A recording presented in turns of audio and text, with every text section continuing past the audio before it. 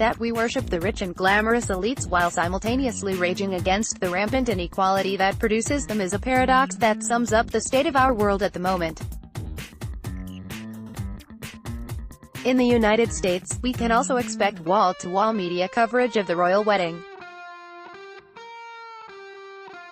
Even though our nation was founded, in part, in rebellion against the arbitrary authority of monarchy. Imperfect republic though we might be, we still seem to have a reason to worship celebrity, and I think that's where the fixation with royalty comes in, that in an increasingly, seemingly hopeless era of economic inequality and political intransigence, maybe we think our only hope is being whisked off to a castle. Hard work has never paid what it should and is certainly paying off worse than ever today. In the United States, it's becoming increasingly difficult to ascend the economic ladder, especially from the lower rungs. For instance, a study by economists at the University of Massachusetts found that only those who already start with an economic advantage are likely to continue making good money throughout their working lives. Similarly, in the United Kingdom, research finds that geography determines opportunity. Social and economic mobility is simply more constrained if you're born in certain parts of the country.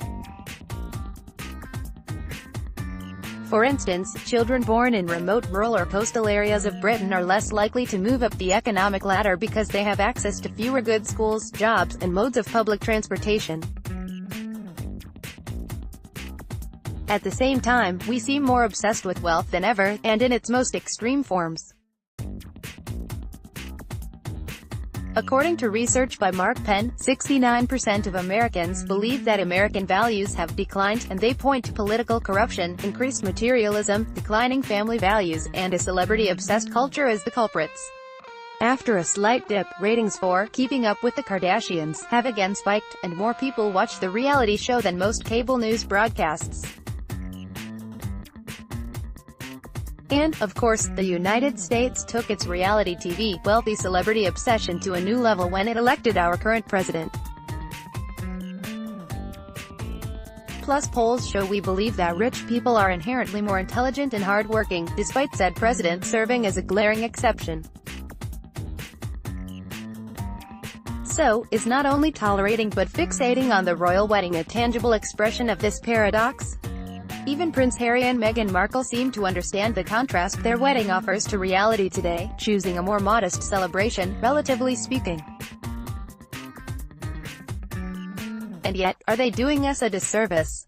As long as we are indulging in fantasy, why skimp? We continue to give tax breaks to the rich, while threatening to slash funding for healthcare, food stamps and public education. So, at this point, heck, I'd also like to lose myself in a bejeweled carriage and $1 million gown and imagine that maybe, just maybe, that could be me. In a society and economy of extreme inequality that produces hopelessness, actual policy change is the only answer, but fantasy is an alluring escape. Never mind who pays for it. And never mind that when we're paying attention to and reinforcing the desire to be at the tippy top of our economy, the bigger issue is that we're ignoring the structural economic inequality that's hurting us all.